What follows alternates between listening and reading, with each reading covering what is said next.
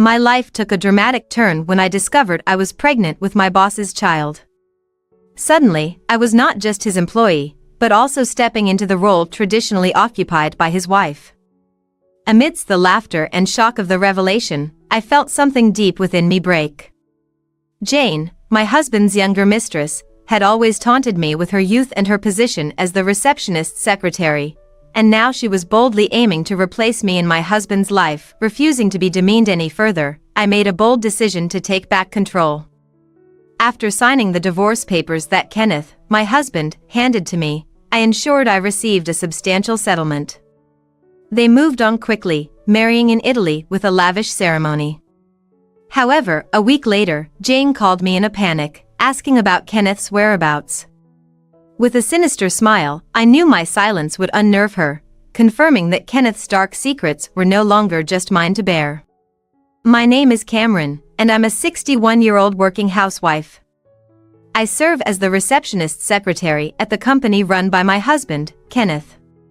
My mornings start at 7:17 a.m., preparing breakfast before Kenneth wakes, and then I head to the office to tidy his workspace, a routine I meticulously follow to ensure his comfort at work. At 8:18 a.m., Kenneth arrives, always grateful for the clean office.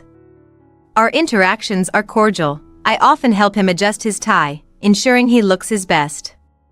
We married through a mutual acquaintance and have supported each other through life's ups and downs, celebrating our 33th anniversary this year.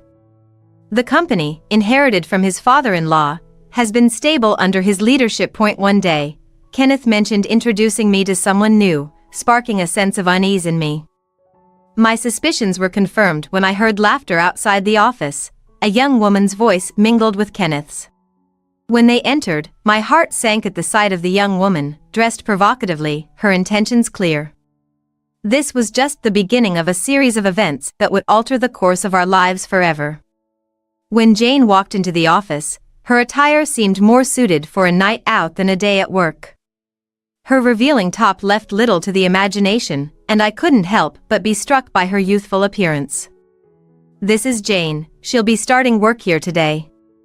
"Nice to meet you," Kenneth introduced her with a smile that felt too bright. My mind raced. Is this some kind of joke? Introducing such a young woman to me was already a shock, especially since we usually don't hire people straight out of college. "Excuse me, but how old is Jane?" I managed to ask. "She's 20. Met her at a bar with some friends. We hit it off. She's young and energetic, just what we need to liven up the place, don't you think?" Kenneth's enthusiasm was evident, but it did little to soothe my brewing unease. "Cameron, please show Jane the ropes," Kenneth continued, oblivious to my discomfort. "Is she joining as a general employee?" I inquired, hoping for some clarity. "Oh, I forgot to mention, we're expanding the secretarial team. Jane will also be a secretary, so you'll be working together."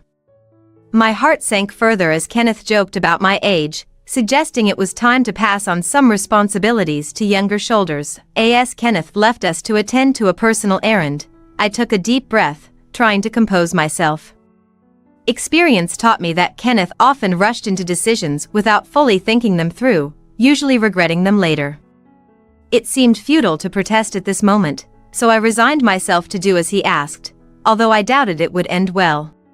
"Hey Cameron," Jane said, tapping my shoulder, "how old are you?" After a brief hesitation, I replied, "I'll be 61 this year." Jane's response was cutting. "You're as old as my grandmother. Poor thing, you could die any time, and yet you still work. That's kind of sad." I forced a wry smile. "I like my job. It's fulfilling, not sad. The sad one is your boss, right? Whether he's at home or at work, he's always with an old woman." "Really, poor thing," she continued, her words sharp and unkind, her provocations grew more pointed. "You don't get it, I guess. When you get older, your brain starts to slow down." She laughed mockingly, then sighed dramatically. "Being young and beautiful, I have a higher status than an old lady like you. You understand, right?" Her confidence was unsettling, and her lack of respect made my patience wear thin. "You know, you should learn some common sense," I snapped back. Did I make you angry? Is it menopause? See, you get angry so quickly. It must be hard to keep working if you get upset over such things. Plus, with menopause, you sweat a lot and get short of breath, right? It's embarrassing to try so hard. Maybe it's time for you to retire. Stunned by her audacity, I found myself speechless. Jane then leaned in and whispered, "Why don't you retire as the president's wife, too?" Her words were a cold reminder of her intentions. I finally raised my voice. Enough is enough. With that kind of attitude, I can't teach you anything. Leave the company right now. I expected a confrontation, but instead, Jane's face crumpled, and tears began to stream down her cheeks. "I'm sorry, what? I just wanted to get along with you, Cameron, and made a joke, but it was too much." She collapsed to the floor, overwhelmed by the moment, leaving me to wonder about the sincerity of her apology and the depth of her calculated approach to worm her way into our lives. Sobbing uncontrollably, Jane looked like a tragic heroine. "I'll leave this company. Thank you for everything," she managed to say before rushing out of the room. Stunned by the sudden drama, I stood frozen, trying to process the rapid escalation of events. Before I could gather my thoughts, Jane returned, dragging a visibly upset Kenneth behind her. "What are you doing?" Kenneth's voice boomed, making me flinch. "What's wrong, dear?" I asked, confused. I heard from Jane. "You yelled at her," he accused. "It's because she said something terrible," I tried to explain. "Don't lie. I've been listening to your conversation," Kenneth interjected. Jane had cleverly recorded our argument on her phone. The recording, however, began only from the moment I scolded her, painting a picture that I had berated her unprovoked, making her cry. Her apology now seemed like a calculated act. Frustration gnawed at me as Kenneth continued, "You don't believe me?" Jane came to me crying. "There's a recording. It's clear whose words have more credibility. A secretary who bullies employees is fired, as of today." I was dumbfounded. For years, I had supported Kenneth both at home and in the office, and now he was ready to dismiss me for Jane, who had just joined the company. "Wait, then who will do the secretary's job?" I asked, aghast. "It's decided. Jane will do it," Kenneth replied curtly. "And what about you?" I began, but stopped myself, trying a different approach, one that only Kenneth and I would understand. "You know about your hobby, I'll handle that myself." "I prefer pure and cute Jane over you, who lies to me," Kenneth coldly stated, comparing me to Jane as if she were a better match for him. Kenneth's eyes gleamed with satisfaction as he looked at Jane, who returned his gaze with adoration and flashed a triumphant smile at me, even sticking out her tongue slightly. Despite my protests that Jane wasn't ready for the complexities of the job, Kenneth dismissed my concerns as exaggerations. "You won't know until you try," he'd say, seemingly enchanted by his new princess. Feeling utterly foolish and disregarded, I watched as Kenneth threw out my personal items from my workspace, replacing them with a brand new desk and trendy stationery suited for Jane. Realizing it was all futile, I decided to leave the company. However, Kenneth didn't return home that night, nor did he answer my calls in the days that followed. Time stretched weeks, then months. My anxiety grew. One day, I received a call from Kenneth, summoning me to the office.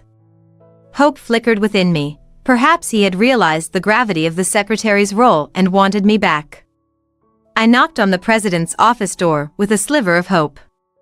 "Come in," Kenneth called. As I opened the door, I was greeted by an unbelievable scene, Kenneth and Jane, holding hands, laughing joyously. "It's been a while, Cameron. We have some big news today," Kenneth announced. "What is it?" I asked, barely holding myself together. Jane covered Kenneth's mouth playfully. "Let me say it, okay? We're getting married. Thank you for everything you've done for Kenneth."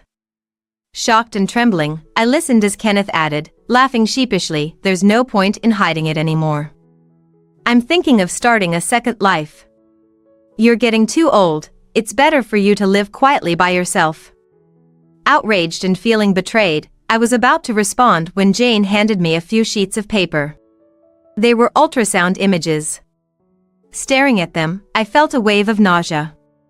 "Don't tell me." I started. Jane nodded slowly, caressing her belly, then leaned in and whispered, "Yes, it's true." When I discovered I was pregnant with Kenneth's child, my world shifted dramatically. I was already entangled in a web of personal and professional drama with Kenneth, the president of the company where I worked as his secretary. Jane, his new flame, was a constant thorn in my side, flaunting her youth and overtly aiming to replace me in every aspect of Kenneth's life. Driven to my limit, I made a pivotal decision. After signing the divorce papers Kenneth handed me, ensuring a generous settlement for myself, they had a lavish wedding in Italy. However, a week later, I received a frantic call from Jane. "Kenneth hasn't come home. As his ex-wife, you must know where he is, right?" Her voice trembled with panic. I couldn't help but laugh. I knew this moment would come. Calmly, I replied, "Kenneth has a penchant for gambling.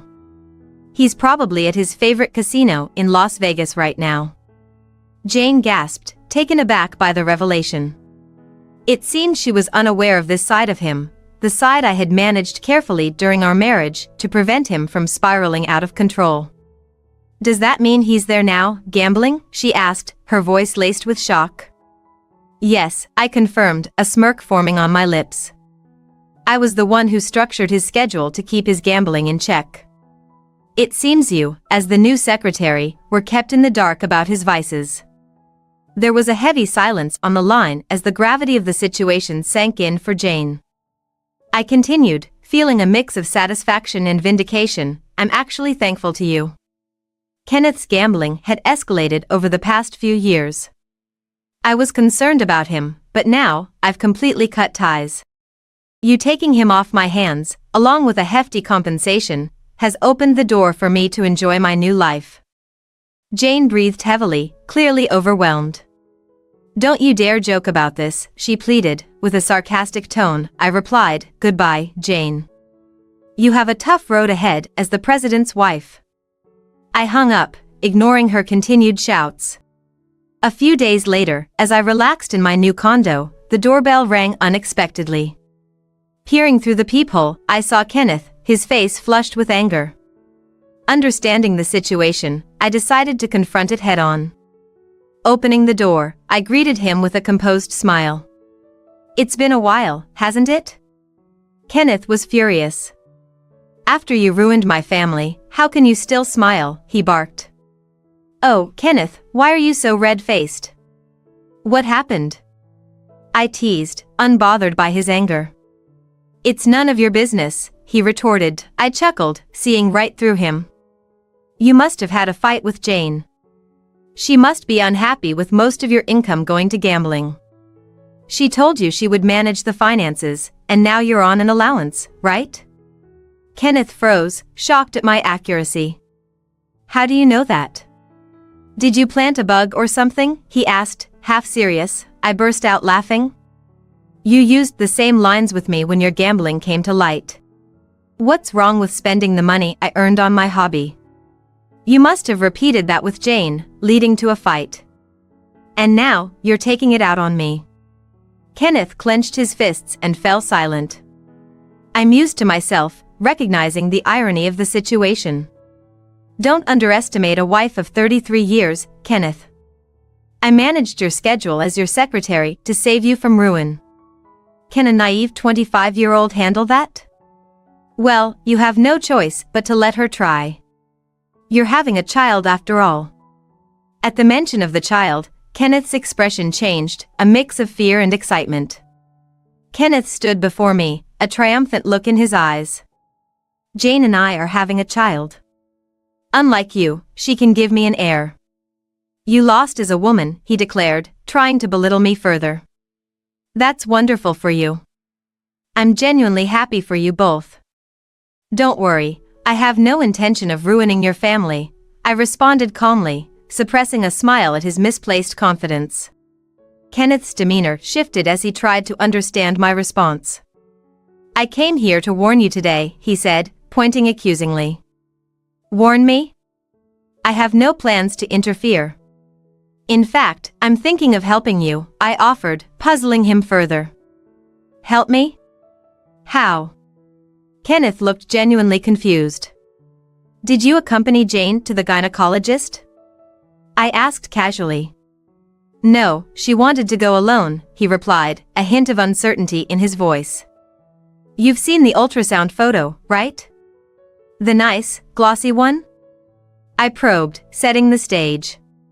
No, the one I saw was just on thin, regular paper, Kenneth corrected, his brow furrowing. That's interesting, I mused, pulling several grainy, black and white photos from a clear file. Take a look at these. Kenneth inspected the photos, his eyes widening in shock. You're pregnant? Of course not, I chuckled. These were a gift from Jane. She's quite prepared, isn't she? Printing these from the internet. Internet? Kenneth echoed, still puzzled. I handed him a printout of a blog post from 3 years ago.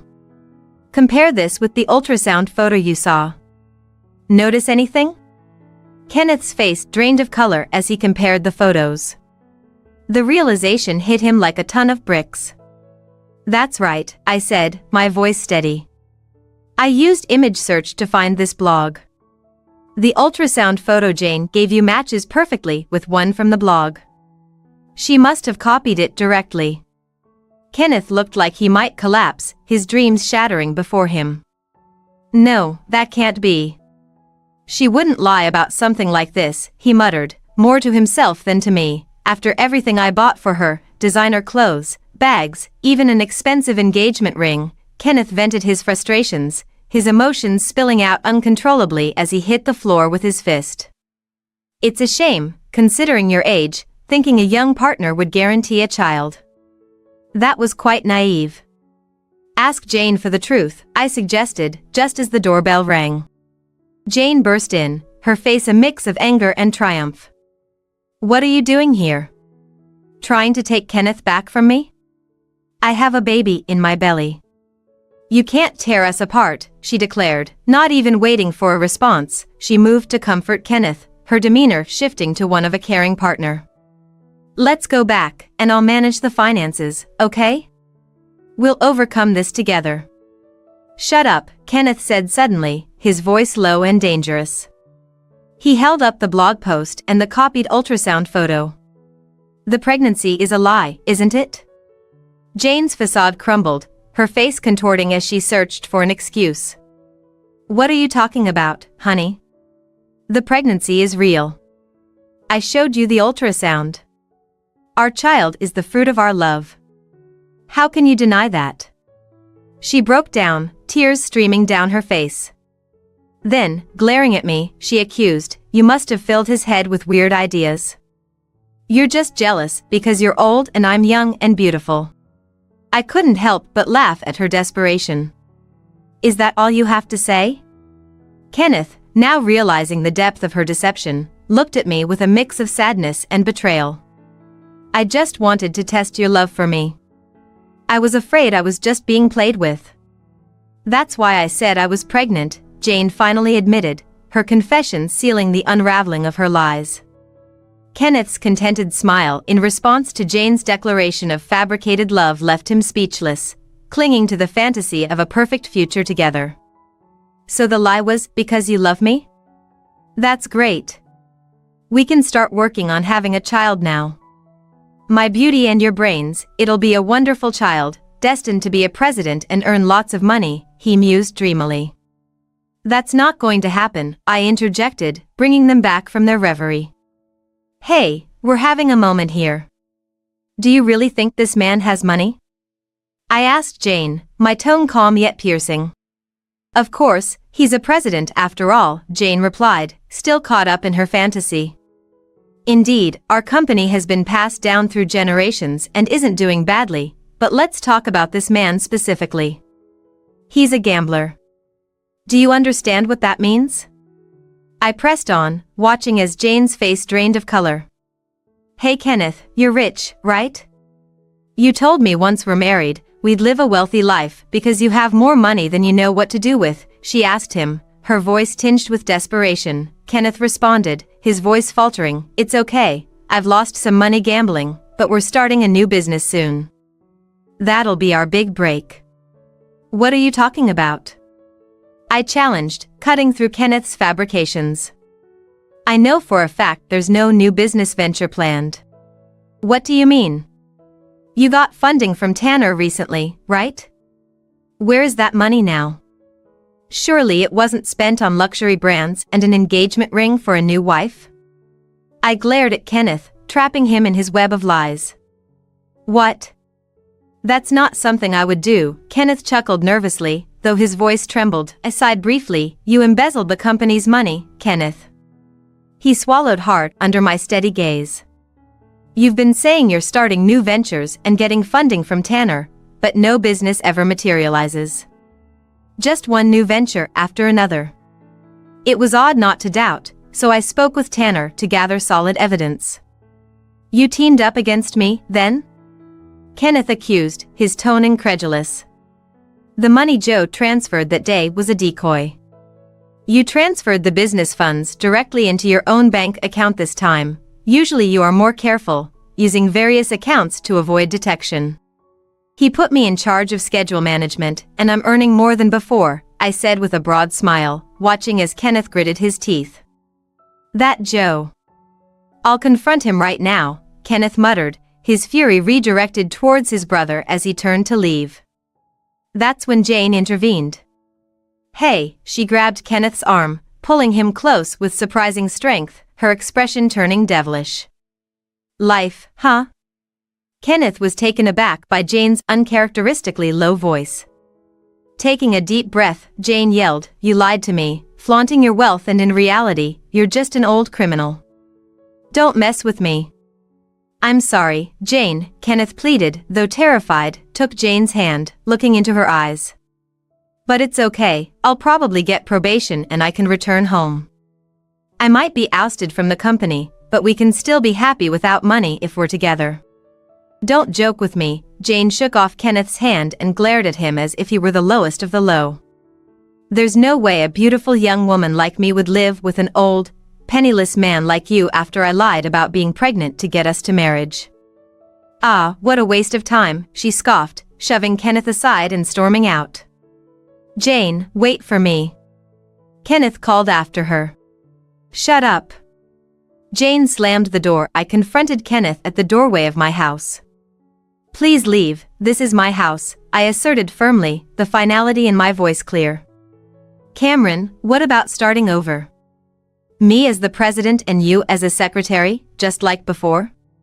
Kenneth attempted to win me over with a disarming smile, but I was unmoved. "It's impossible. I hate you. I never want to see your face again," I replied coldly, my words cutting through any remaining pretense. Kenneth's face fell, his eyes widening as he began to tremble with the shock of rejection. "Enough of that," I declared. I opened the door wider, pushed him out, and firmly locked it behind him. As I settled down to watch TV, I could sense Kenneth's presence fading away, his steps echoing down the hallway, a signal that he knew it was all over. Later, Kenneth was arrested. He had hoped Tanner would bail him out, but that expectation crumbled, and he found himself alone in a cold jail cell. He was charged with embezzling funds entrusted to him by Tanner, alongside other fraudulent activities like soliciting loans under the pretense of new ventures, then diverting these funds for personal use. Ultimately, Kenneth received a sentence without the possibility of probation and was locked away for several years. As for Jane, she too was caught up in legal troubles. Initially suspected of conspiring with Kenneth, she was eventually cleared of those charges. However, her past caught up with her. The police unearthed a pattern of scamming money from various businessmen. Jane had been approaching wealthy-looking men in bars, becoming their girlfriend, and then concocting stories of needing money for a pregnancy or a parent's surgery. Like Kenneth, she was arrested for fraud. Both ensnared by their actions, Kenneth and Jane ended up under police custody. It's been half a year since Kenneth's arrest, and I've continued working with Tanner to recover the company's tarnished image. Managing a corporate reputation post-scandal is challenging, and Tanner often expresses his concerns, but I'm committed to supporting him. One evening, after returning to the company with Tanner, he sank into his chair, exhausted from a day packed with business dinners. "It's been a tiring day," he sighed, but his eyes lit up as he continued, "But thanks to your excellent choice of restaurant, we enjoyed our meal." Our clients, many around my age, appreciated the healthy yet luxurious dining experience. And none of them knew about today's place. It was a delightful surprise. Thanks to that, the conversation flowed well. Tanner's appreciation was evident in his gentle smile, a stark contrast to Kenneth. Tanner always carried himself with a calm composure and polite demeanor. His sincere character was unmistakable, and I found his personal charm increasingly appealing. "It's too kind of you to say," I responded, my voice light. Tanner chuckled, a sound of genuine amusement. "To think someone as capable as you was Kenneth's spouse is truly surprising." "Former spouse. I have no relation with him anymore," I corrected him softly. "Ha, right.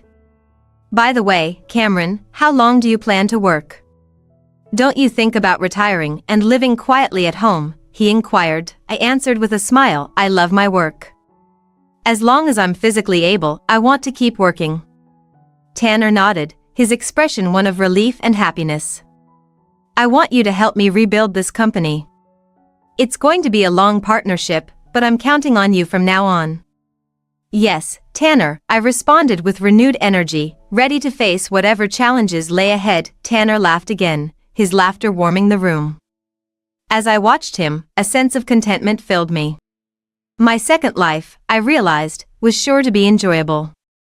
As Tanner's smile lingered in my mind, I knew I was exactly where I needed to be.